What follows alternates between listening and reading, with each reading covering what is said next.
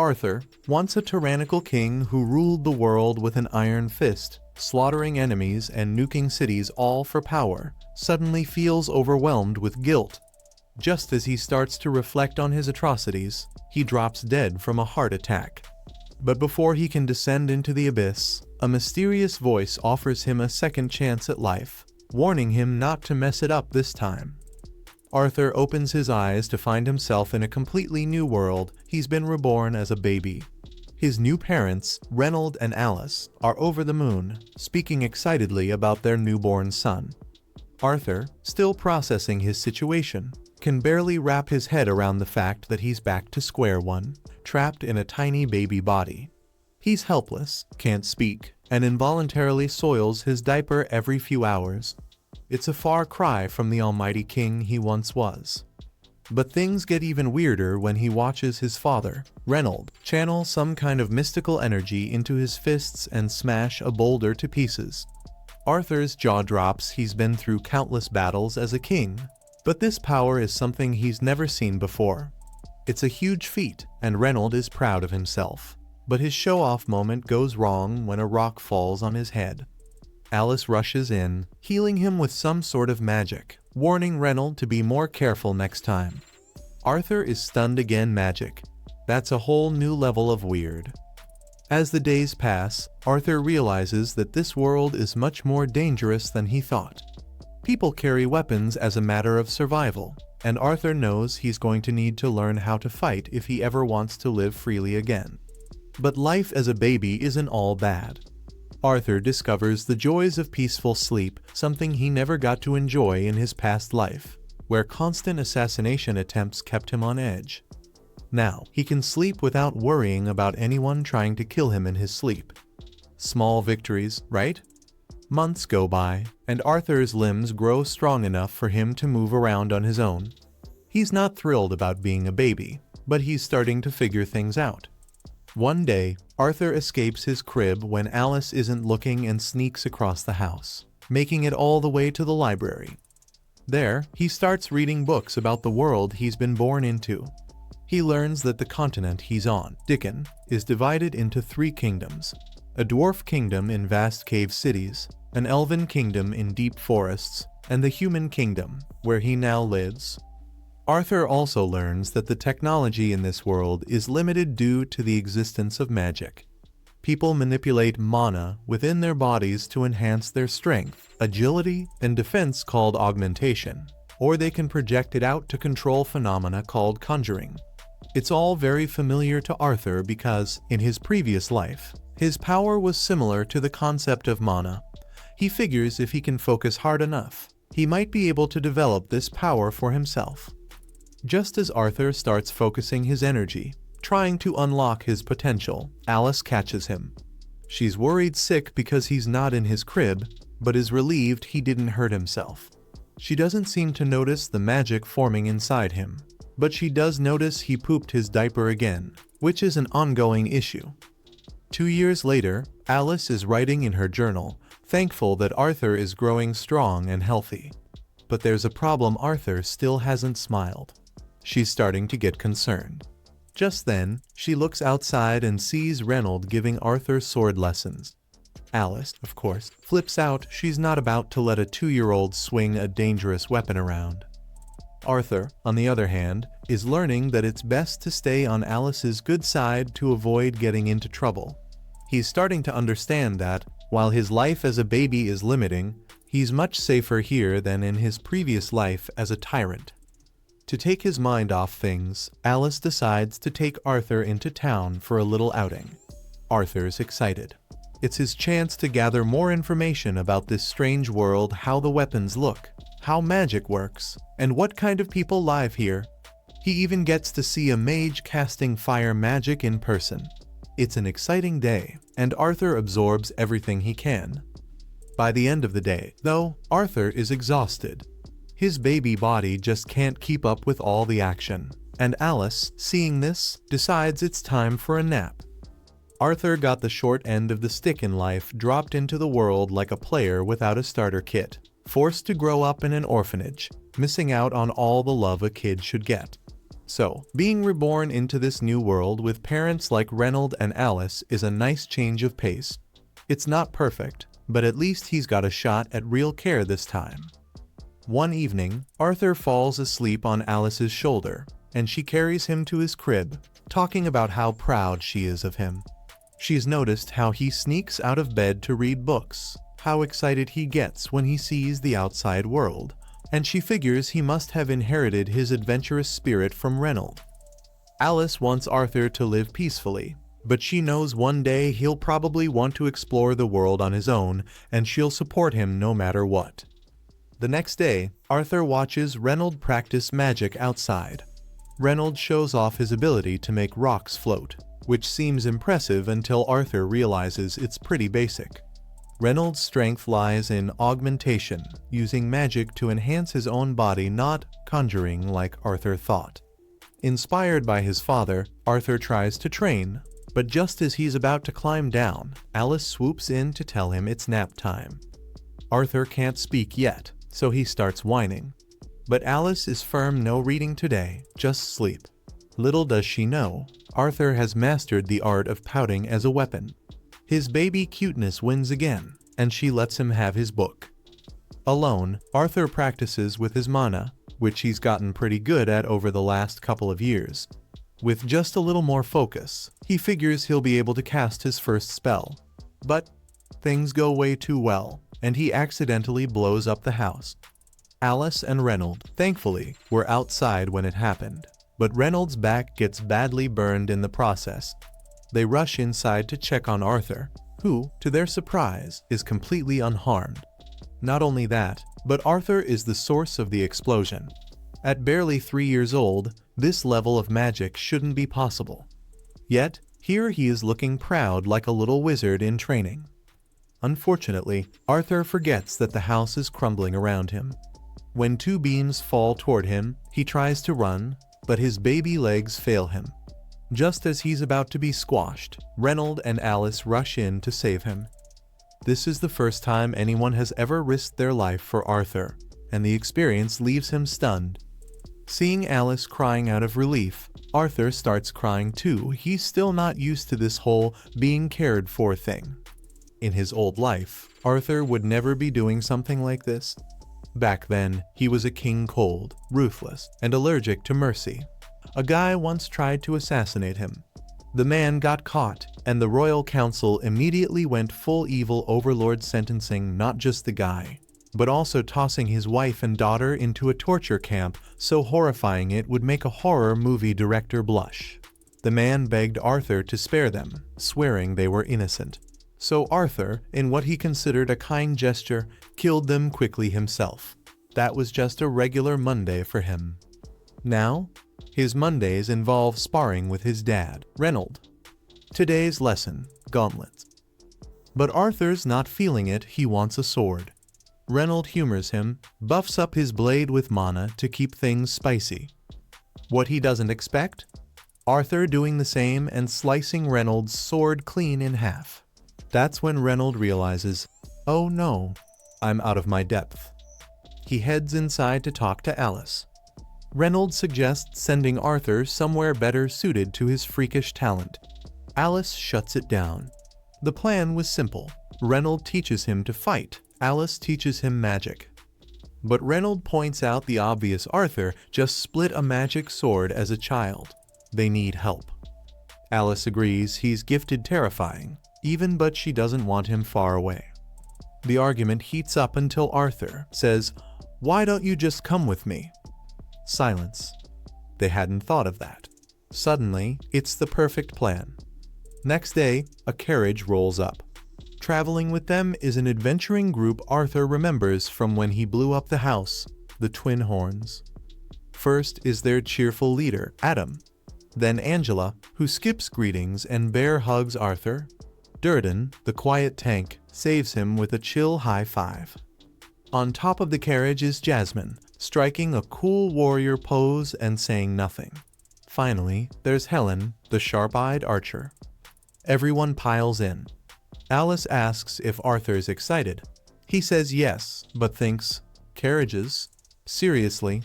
I used to ride in flying cars. After a long ride, they stop to set up camp, and a pack of wolves tries to crash the party. Bad idea. The twin horns wipe them out in seconds. Arthur is hooked. It's the first real fight he's seen, and now all he wants is to be strong enough to join in. Dinner is simple, just grilled wolf meat. No seasoning, no sides. Classic adventure fare. While cooking, Alice notices a cut on Reynolds' arm and moves to heal it with magic until Jasmine stops her. Healers like Alice are rare, and casting healing spells in public is basically asking to get mugged. Once Alice finishes discreetly, everyone relaxes and digs into their wolf meat dinner. That night, Adam suggests a light spar against 4-year-old Arthur.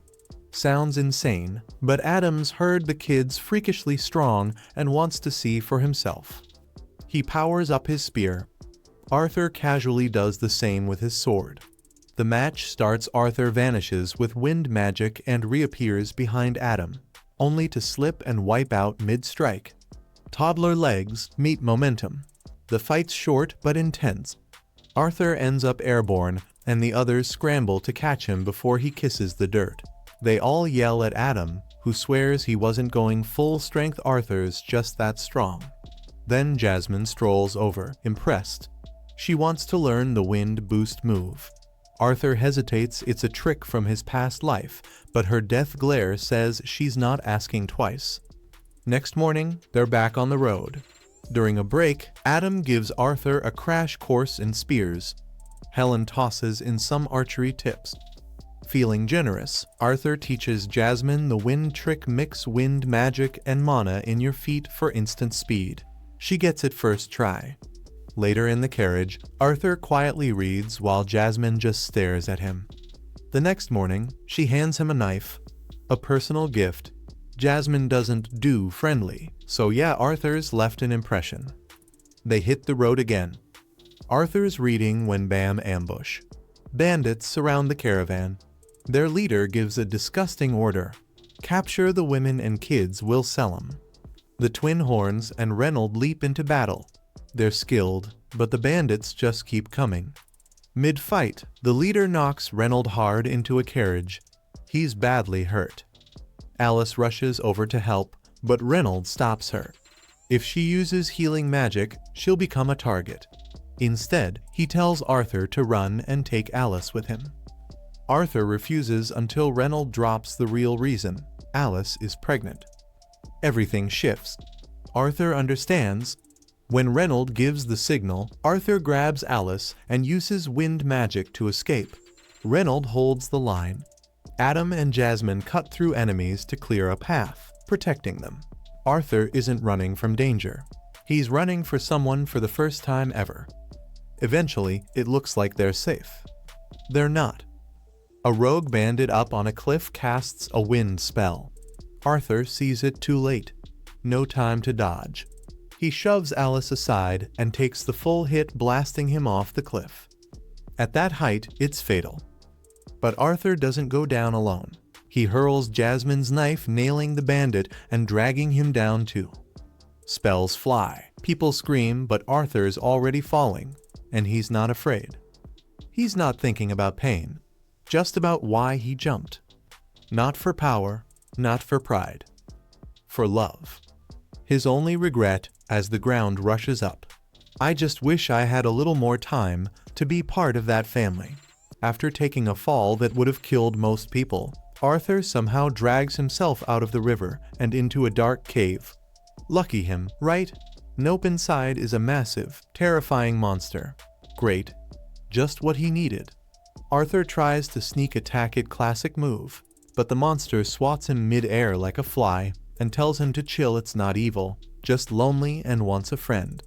Yeah, the last time someone said that to me, I ended up in the back of a van, so hard pass. But Arthur's in bad shape. He needs food or he's toast. The monster, who's surprisingly helpful, offers him some weird wall fruit. Arthur isn't keen on eating random cave snacks, but when he tries to get up, his body has other plans. Something snaps, and he starts crying like a kid who just lost his ice cream. The monster tells him to quit whining. He should be dead after that fall. so maybe say thanks instead. The monster, named Sylvia, says she'll answer Arthur's questions, but only if he eats the fruit. He gives in and surprise, they're actually delicious. After stuffing his face, Arthur finally asks the big question. Are my parents okay? Sylvia can't leave the cave, but she's got a magical live stream ability. She opens a screen and shows that Arthur's parents defeated the bandits and are totally fine.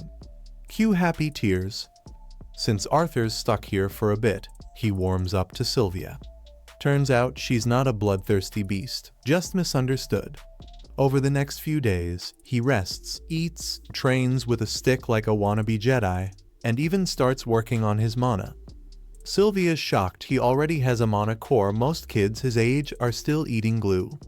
She decides to teach him how to gather mana while casting spells. But before that, she asks the big question. What will you do with this power? Arthur blurts out something edgy about destroying anyone who threatens his family. Sylvia's not impressed.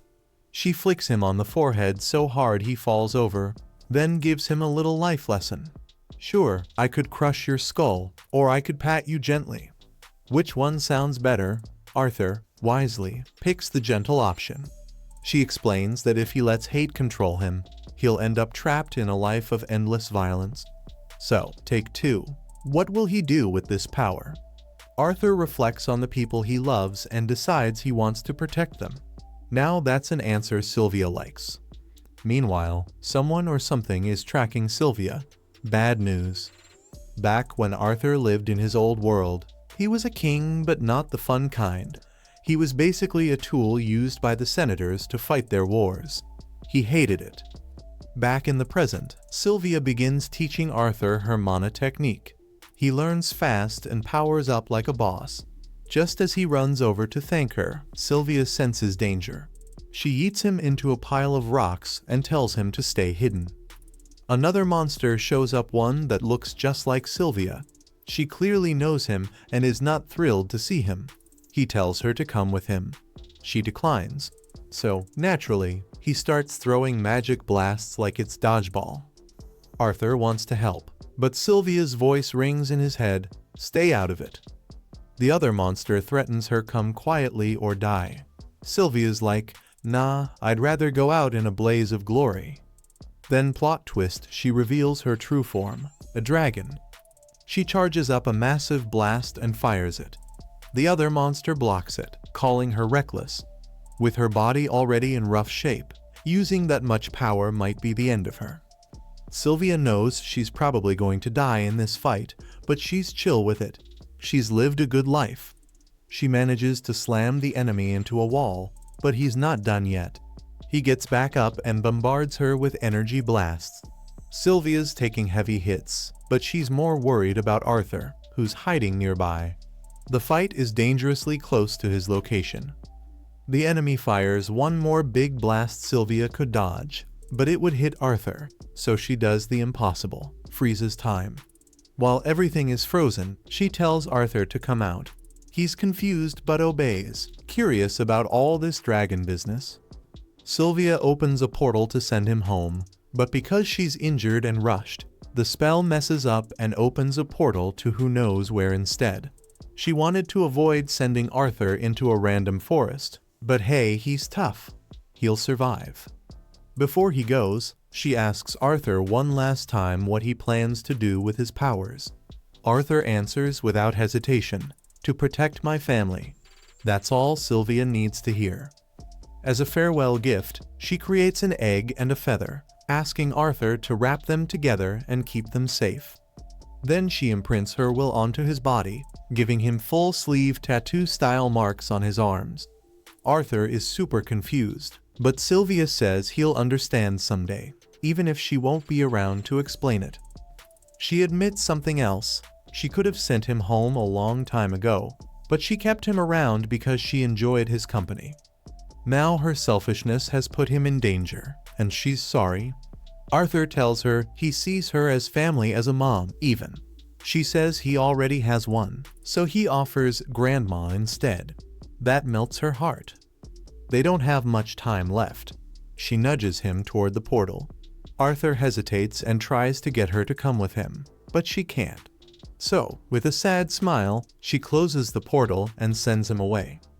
Time resumes, and Sylvia takes the full blast. She collapses. The enemy approaches, thinking she might still be alive. He's right, she is.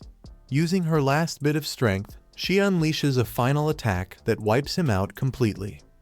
As Arthur travels through the portal, he hears Sylvia's final message. She reminds him to use his power wisely. Yes, the world is cruel, but that's why he needs to change it one small step at a time. She also reveals that she knows about his past life as a king. She didn't agree with how he ruled before, but she believes he can do better this time as long as he doesn't let hate control him. Arthur wakes up in the forest, heart heavy but determined. He promises to honor her wish and make the world a better place. But first he's got to get out of this forest.